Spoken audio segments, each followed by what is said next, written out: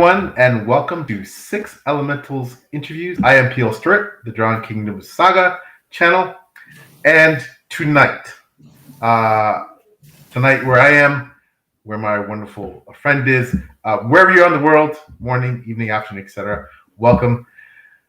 This is an individual who is so well respected and so beloved in the community, and he spends so much time boosting others, uplifting others.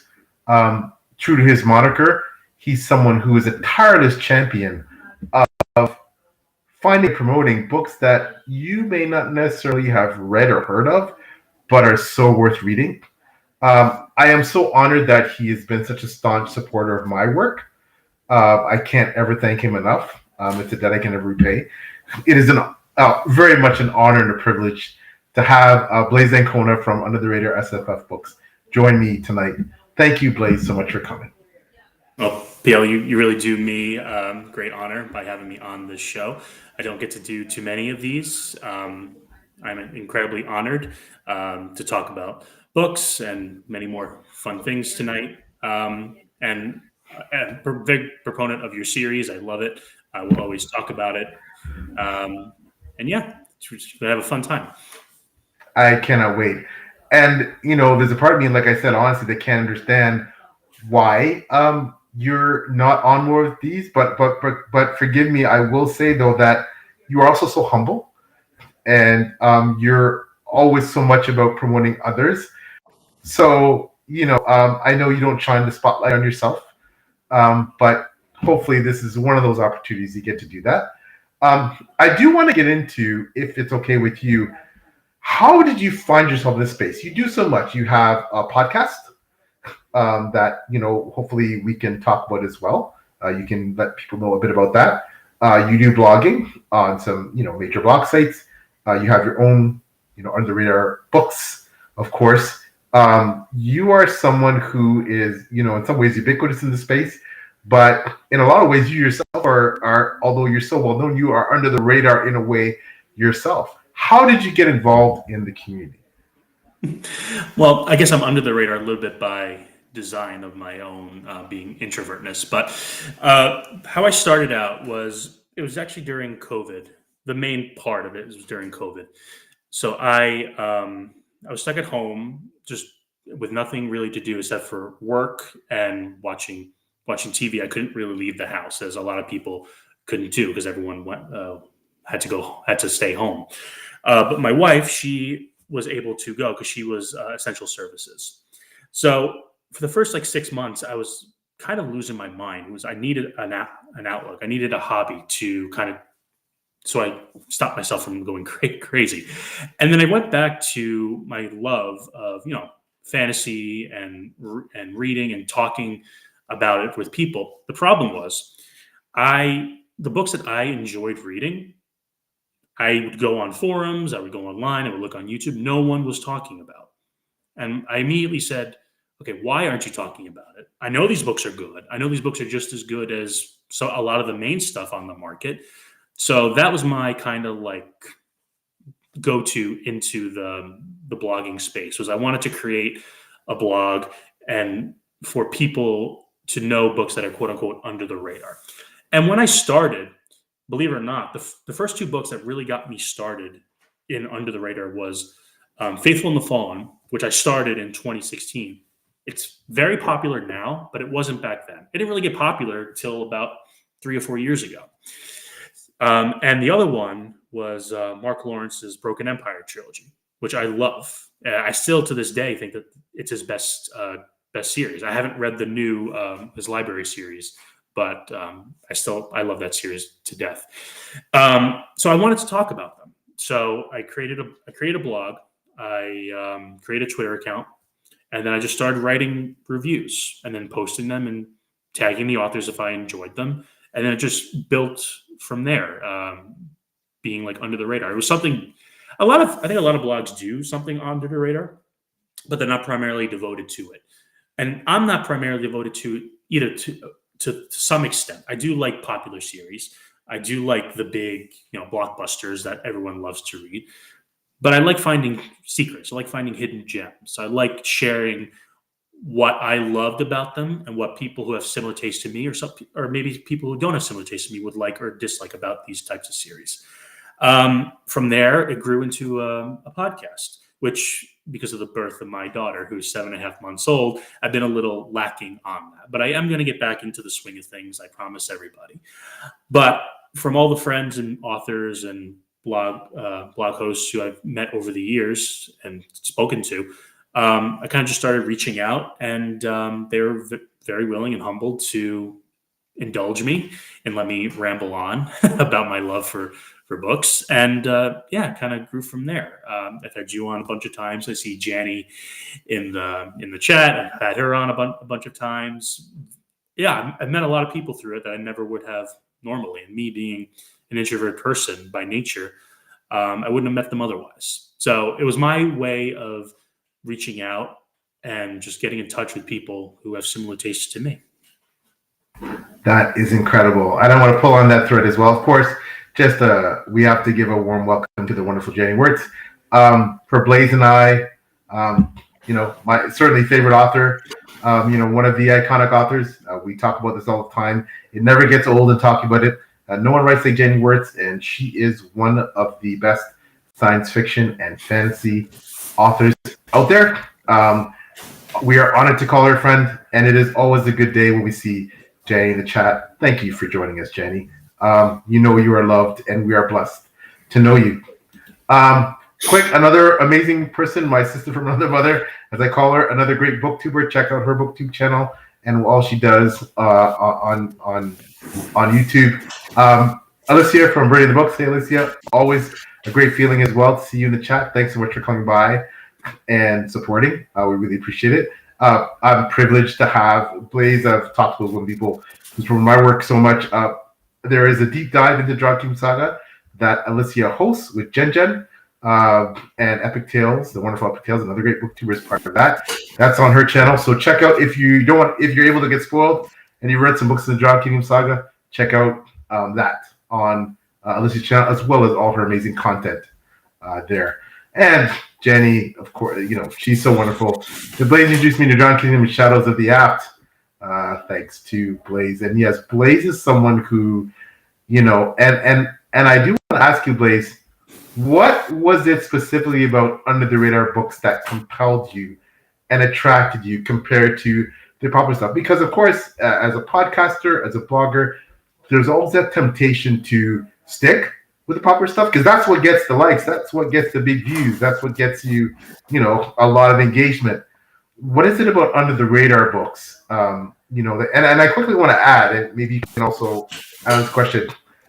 For example, you have a series and an author like Jenny Wirtz, who is iconic, who is one of the best science fiction fantasy authors out there, and yet her magnum opus, Words of Light and Shadow, you and I would both consider Under the Radar compared to the pantheon of great books and authors to which Jenny belongs, right? Jenny's book should be so much more reviewed and talked about. Now, there's changing. There's a renaissance. You are someone who's very much responsible for helping that renaissance happen. So I'm sure Jenny would agree. What is about Under the Radar books and series like Jenny's that make you gravitate and want to get those series more into the public consciousness? Well, Under the Radar books was kind of my niche into starting the blogging, because if you want, and I don't mean any, and if this comes across as any disrespect, I do not mean disrespect from this at all. For starting a blog and talking about the most popular book series out there, there's thousands of blogs who do that, and some of them do them very, very well, and some of them get paid to do that. I didn't want to go into that atmosphere and just be like another sounding board, because throughout my entire life, I've never fit in like really anywhere. Like I'm talking about like middle school, high school. It took me till college to find myself. So I was always kind of like an outlier, and I wanted to be in some sense an outlier because no one really talks about Under the Radar books. And I wanted to know why, and I wanted to talk about these books that I know a lot of people have read, because I look at the Goodreads and I see, there's tens of thousands of reviews, but no one talks about it because that won't get you clicks. Now, there's more to life than clicks, but we all need that dopamine fix of people liking our reviews and stuff like that. But that's another story. And then as I started to research and really look under every rock and crevice, just series and books just popped out to me that, my God, why can't these be just as popular? The first one I did, it was not actually Jenny's, it was Shadows of the App by Adrian Tchaikovsky. Huge author. He's won Nebula awards. He's won so many awards for science fiction. But his first series is an 10-book epic fantasy series called Shadows of the App, and it's not talked about. All the books are on audio, and they're brilliant, and it's one of my favorite series of all time, and no one talks about it. So that was my first big one. And then, actually, during COVID, I started reading. I won at a competition, like an ebook copy of Curse of the Mistwraith. I got it. I read it. I reached out to Janny, actually, about what's it about and all this other stuff. Got her fans in touch with me, and they said, "You love it." I read it, and I did like it very much. The Curse of the Mistwraith, the first time I read it, but I didn't understand all of it. But of course, it's so complex. The book that got me really hooked on that series was Ships of Marrier. I loved it. It was a book that sang to me and really showed me what the series is about. And then from there, the rest is history, as you know. And I wanted to talk about that series and how no one's talking about it. And only now the tides are starting to change. So I don't consider myself like a great, change person who brings about great change in the community. I just want to be like a little voice that like builds into like several hundred voices to amplify these types of stories. I'm too humble by nature to be like that. I get shy and embarrassed, but love talking about books all the time. So. Well, I can tell you that you're extremely well respected, Blaise, and your opinion does carry weight in this community, in our corner of the community, and that's a testament to the kind of person you are, and because you're also a wonderful human being. But there is a level of respect and eminence that comes with, your word about a book. So I think a lot of people pay attention when you pop up a review or you start sounding off on social media about a book. People start to pay attention, and I think you are very humble. But I think you have, certainly I think Jenny would agree, that you've definitely helped push and promote her work, and that you've done so certainly with mine and a lot of other authors.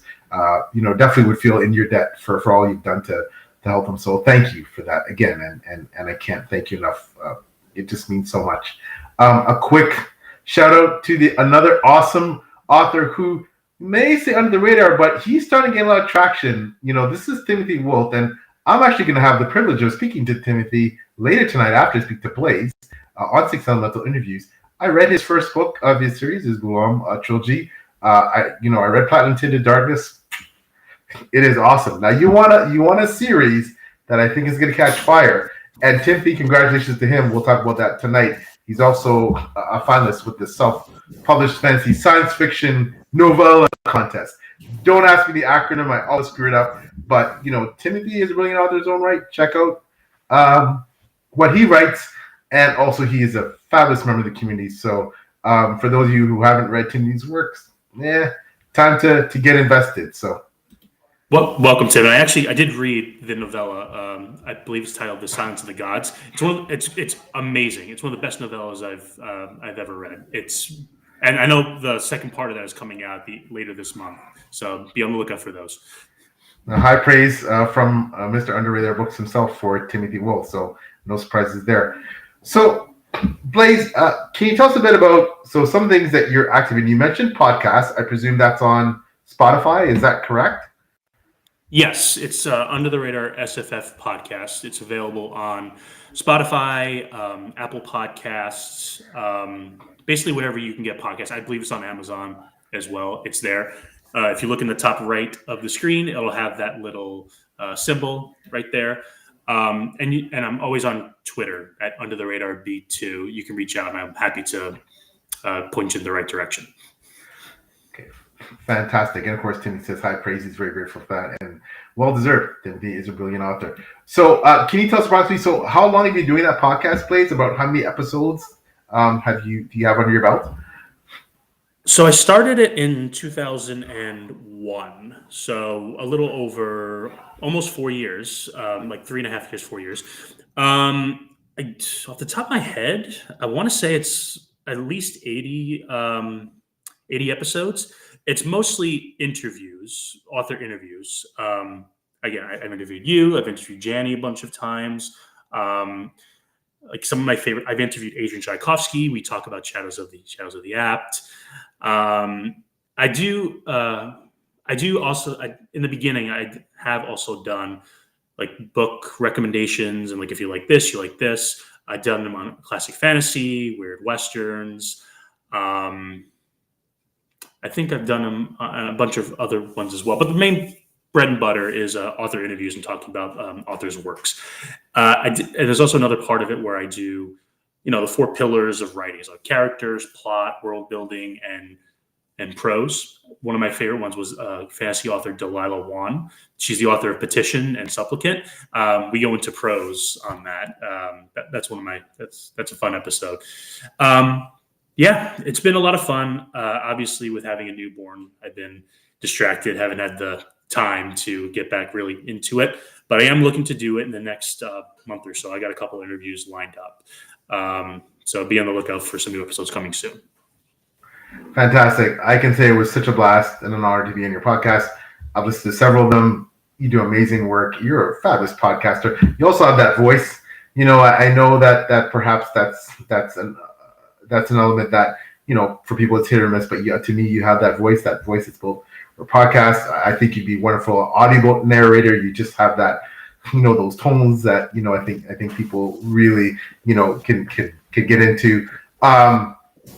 So check out Blaise's podcast on Spotify. Fabulous stuff. So you've also blogged for one of the bigger, well-known blog sites in the community. In terms of things such as SPFBO.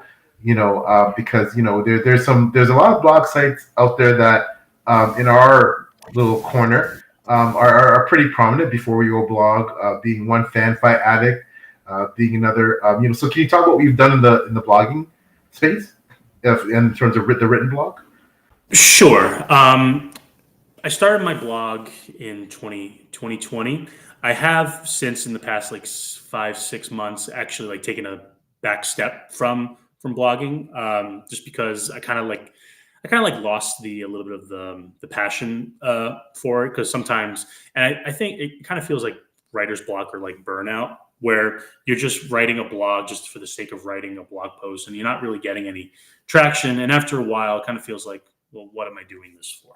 I still write blog posts on, I still write posts on Goodreads for books that I very much enjoyed. I have been part of, some bigger blogs. I did participate in the SFF competition. I believe that was SFF 6. It was a lot of fun, but I thought I loved reading, but the judges in this competition, where they have to read 30 books in like a 5-6 month span. I don't know how they do it. It's epic burnout for me. I like to read at my own pace. I don't like to feel like too many constraints. If I feel like it's reading and it's pressure, I feel like I'm back in school. And I didn't like reading in school because I was always reading stuff I didn't like to read. And yeah, but I did enjoy the blogging. I like to get back into it at some point. My life is not as hectic, but yeah, it's just the community and reaching out and finding similar interests and similar tastes. Like, oh, have you read this series? Yeah, I've read it. Have you read this? Oh no, let me check it out. Here's a couple blog posts on it of people who enjoyed it. It's a way of reaching out, and I've enjoyed reaching out to people ever since I started. Well, that's awesome. I think any blog post would jump up for joy to have you as a judge, especially for the self-published fantasy blog off, which has become essentially the biggest and most prominent self-published fantasy competition out there. Now, when you were doing SFF, were you doing it on your own blog, or were you part of like Before Go Blog or FanFi or one of the bigger blog organizations? How were you doing SPFPO? I was part of FanFi Addict when I was judging it. So that was think that was 4 years ago. It was the year where the Iron Crown was a finalist. Yeah. Like say, the Brightwash was a finalist. Yeah, awesome. Who was the winner? I think it was Rain and Ruin. Yep. Was the winner. That's Then, out. Yeah. yeah, I'm trying to remember. All part of the romantasy wave that's been hitting us lately. But it's a great book, and I enjoyed reading it. Yeah, and I mean, it's a self-published fantasy blog started by Mark Lawrence. It is just what a treasure trove of books. I mean, you want to talk about underrated books? That's one. You just go diving through, the list there for every single year that company's been existing. You're going to find some books that have become very popular, some books that have become traditionally published, some books that have blown up in the sphere. You're going to find everything in between. You're going to find great books with 5 reviews on Goodreads and books with tens of thousands. So a great place to find your underrated fantasy as well. So now, Blaise, can you? I know it's impossible to get as many recs as we'd like in the short space time we have, but can you give us some of the top under the radar books that you've uncovered either through someone else or yourself, just however you've done so over the past time that you've been doing what you've been doing in terms of the blogging sphere? There's way too many to to speak of, to be honest. But I'll list. I'm not going to talk about the traditional ones we've already been talking about. I'll talk about some of the favorites that I've found over the years. One of my favorites is Andrea Stewart's The Drowning Empire series. She is a brilliant author, but she does something that I personally love. It's one of my favorite points of reading, and we'll talk about it later. But she does twists incredibly, incredibly well. In the first book, it's called The Bone Shard Daughter. There's 3 consecutive chapters where you're just hit over the head with twist after twist after twist. And by the end of it, I was laying on my bed. I'm like, oh my God, I can't believe it. It's going down this path. That trilogy is epic. It's in my top 10 all time, and I absolutely love it. So the Drowning Empire series by Andrea Stewart. I know she has a new series out. I believe the first book is Gods Below. I haven't read that one yet, but I'm very much looking forward to it. This next one is considered a masterpiece. There is no other way to describe it, from beginning to end, from concept to execution to the lore to the detail. It's just it's Ken Liu's The Dandelion Dynasty. The first book, it's a 4-book series, but the first book, The Grace of Kings, it's very much treated like a prequel, like a prequel to the series, and then the final 3 are like a trilogy because it sets everything up for book 2. And once you're done with book 2, then it just races to the finish. He calls it silk punk. Obviously, it's Asian. It's Asian fantasy inspired. He combines a little bit of science fiction into it, a lot of history, a lot of war. It's just brilliant. Like, I need to reread it at some point. But I love that series to death. And it's not. I don't know if it's under the radar because a lot of people have read it, but not a lot of people are talking about it as far as I know. I mean, obviously, Malazan, everyone knows about that. I don't think we need to go down that rabbit hole. I just finished actually a month ago the 3rd book in Daniel Jackson's Illborn Saga. I forget the name of it. It's Gatebound. Gatebound. He is just he has me on the edge of my seat like every single chapter. There's 4 main characters, and then 2 of them are my absolute favorite. The other 2 I kind of like hate at this point, and I think you know what I'm talking about with that. But the way he introduces, prophecies, and way he introduces lore, and just when these characters finally meet each other, and like what's going on from them, I just loved it. I ate it up. I read it in like a week, and it's like a 700 page 700-page book. No, that's fantastic. What else? Oh, AJ Calvin's K and Legacy series. The first book being Exile. Very fast-paced, quick-hitting series. It reminds me a lot of John Gwen, the way she writes, and I mean that in the best possible way, and also the most gut-wrenching way. If you're a fan of John Gwen, especially The Faithful and the Fallen, for what he and she do to their characters.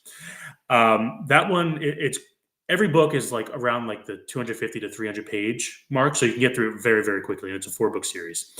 I really, really love those. Damn, like I could go on and on and on and on. I think I'll give one more. Oh, I'll end with this one. Ricardo Pinto's Stone Dance of the Chameleon series. I need to give a little bit of background on this. So it was originally a trilogy published in the early 2000s by Tor. But Ricardo got the rights back, and he decided to republish it into a second edition. But instead of 3, there were 7. So the way it breaks out is like the first book is now books 1 and 2 of the 7-book series. The original book 2 is 3 and 4, and the original book 3 is 5 through 7. So he actually rewrote a lot of it to make it like cleaner and crisper. And he added I think he said he added like a third more to the series overall to like expand out the world and the lore. It was grimdark before grimdark was actually a thing.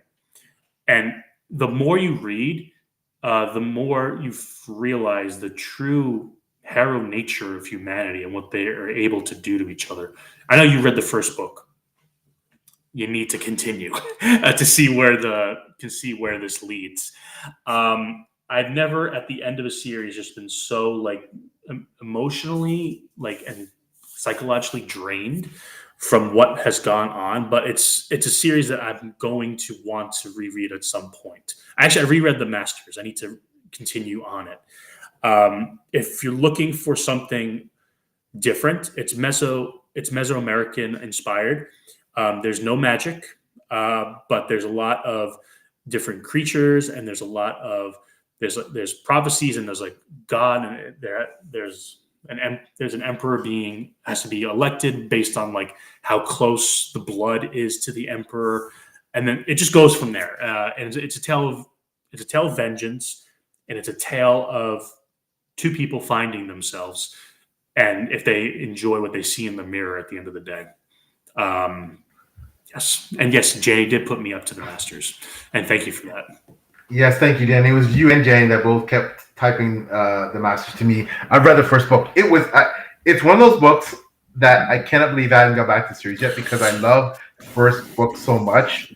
That is an excellent. All your recs are amazing, Blaise. Timothy's comment about Bone Church Daughter. I'm in the same boat. I've only read book 1. I loved it. Can't understand why I haven't got back. Well, I understand. It's because of the TBR thing.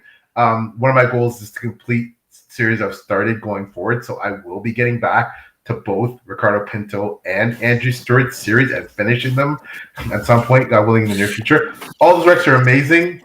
Blaise, Danny Dynasty, one of my top traditionally published series of all time. I owe it to my partner Taylor from Major Pages, my awesome colleague, for getting me onto that because she kept raving about it. I finally gave in. Absolutely loved it. All your recs, Blaise, just incredible. Fortunately, I've gotten to read most or all of them.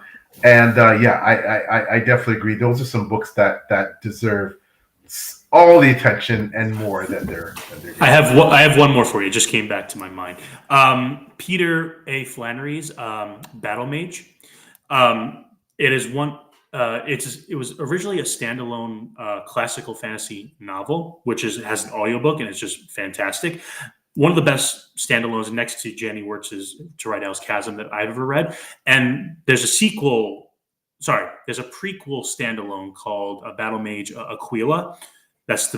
He is the father of the main character in the Battle Mage, Falkio. And that one just gutted me, that series, because it's a tragedy, that book from beginning to end. But yes, Battle Mage by Peter A. Flannery. Give it a try. I've loved that book with all my heart, and it's a tale of redemption It is kind of coming of age, but like dark.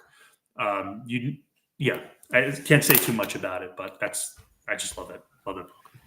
That's another great rec. I've had that on my TBR for so long, haven't got to in them, but that's even encouraging more to get to it. Jenny knows the Pinto again.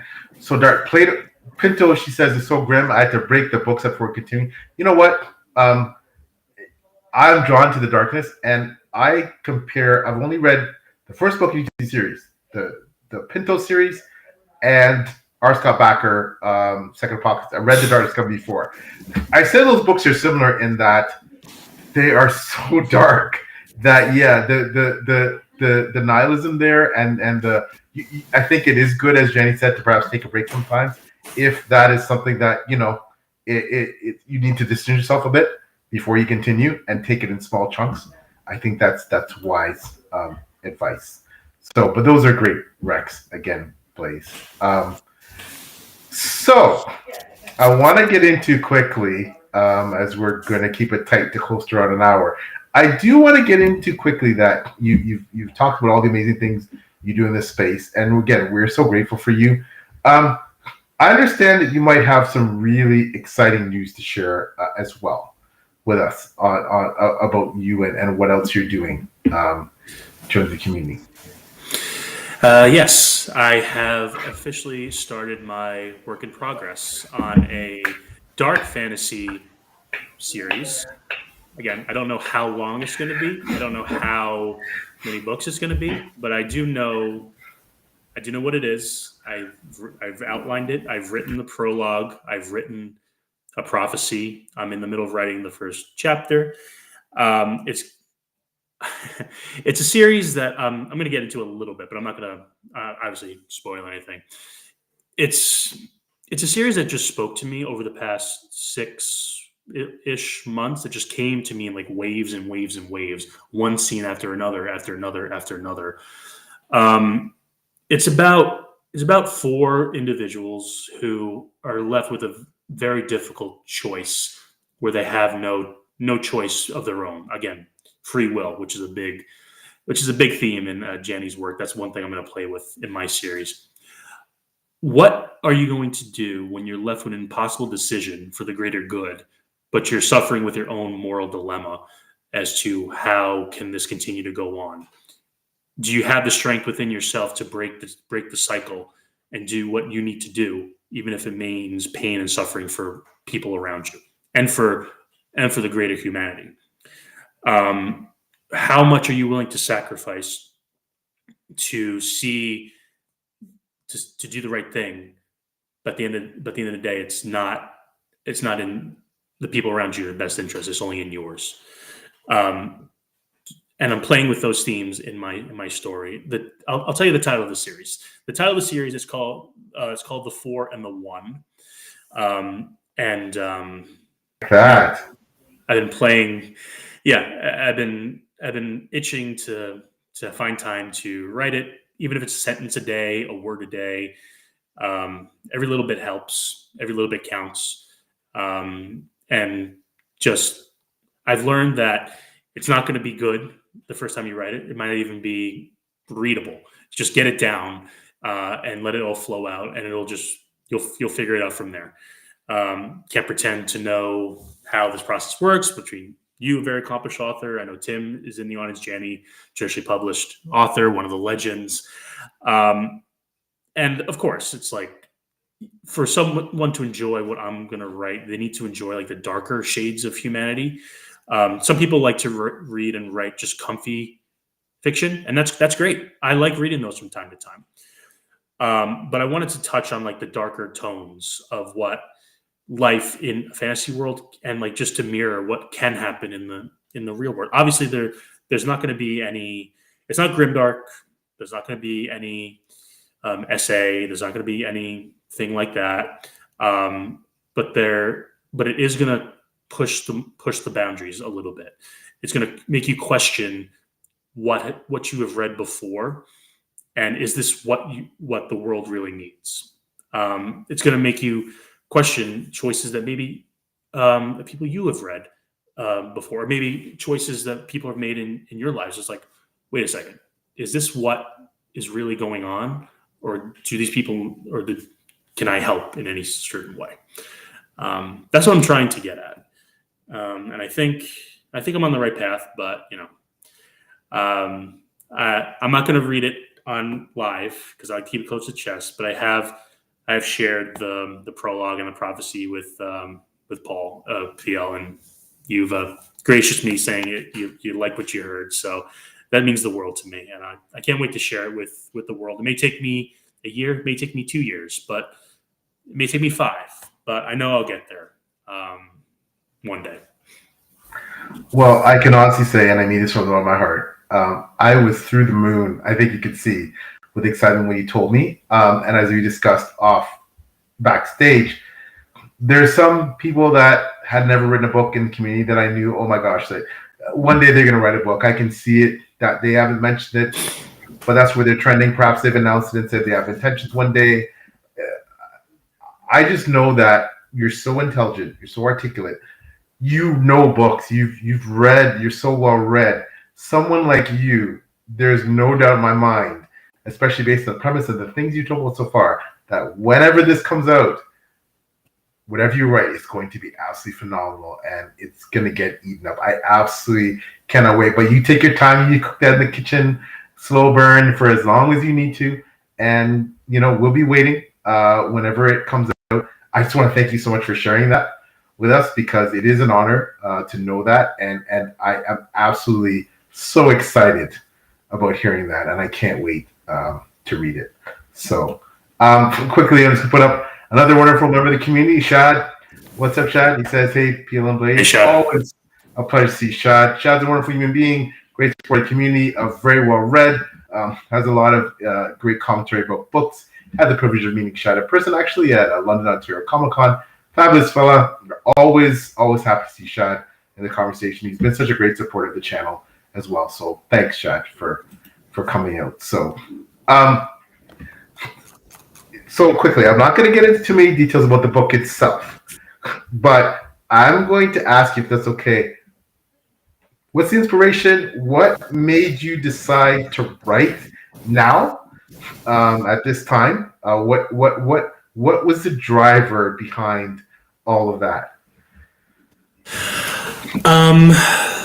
Let me see. Well, I guess one of the big inspirations for this is the birth of my daughter. And like the sleepless nights that I had, any parent to a newborn knows, those midnight feedings, when you're just feeding them and you're rocking them to sleep, and you haven't slept in like days, and you're a little bit delirious, and your mind is just flowing at that point. It's just flowing, and there's no rhyme or reason for what's going to pop into your head. And this scene, the scene that's in the prologue, which you've heard, kept coming back to me every night. And I'm like, if it's coming to me this much, it must mean something, and it needs to be put on paper.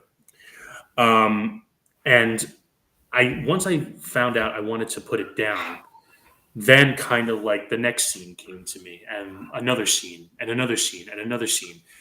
And I just thought, like, after like 3 or 4 months of not doing anything, I'm like, I gotta just write it down. So finally, I told my wife, I said, I'm gonna outline for a book. She's like, wow. I was like, I didn't know you really wanted to do that. When it's ready, tell me. So I started writing down a little bit.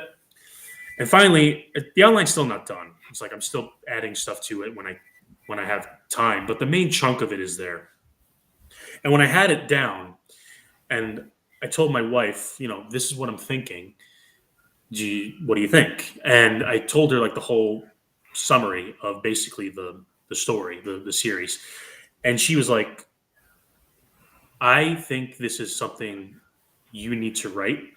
And it sounds really, really interesting. I know that this will be something that people will love to read, but do your research. Make sure that you have everything lined up. Make sure that you have everything. Dot your I's and cross your T's. You have someone edit it. You have someone read it, and you have all the fans like know that this is what they're in for. And then once I got that down, then the prologue, it took me like a week to write the prologue. It's only like maybe not even a page long, but it took me a week to write it, and it's still going to be tweaked. But that's the scene that I just knew from that I needed to write down. Um, and then from that it came the synopsis, which like you put on the back cover, and then came the prophecy. And the reason and why I wanted to write the prophecy that way is I never took formal like poetry, but I always had an affinity for it. Like writing, like poems to my wife, just in college as a kid. I always like it was a little bit of an outlet for me. So I thought, like, why not apply that to the prophecy? It's and when I read it for the first time, it has like a poetic flow, but it also tells like what's going to happen, what has happened, what may happen. And it was the first time, like after I wrote that, I'm like, I think I can do this. It was kind of like a wake up call. So it'll be slow but surely, and yeah, that's that's my beginning. Well, that's amazing, Blaise. You and I talked about this as well. That you have the talent. I have no doubt. You talk about poetry, and I can tell just from hearing my samples, and I'm privileged. I know people. I'm privileged to be able to have some insight to this.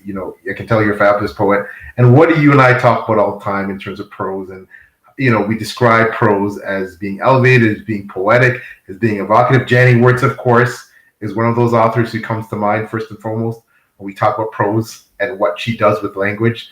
That makes it just so beautiful that you just keep rereading passages. So if you're bringing that poetry element, that poetry background, I have no doubt the prose is going to be fabulous. And that, for me and for people like you and for Jenny, Jenny's a reader as well, obviously, besides being, one of the greatest science fiction fantasy authors ever.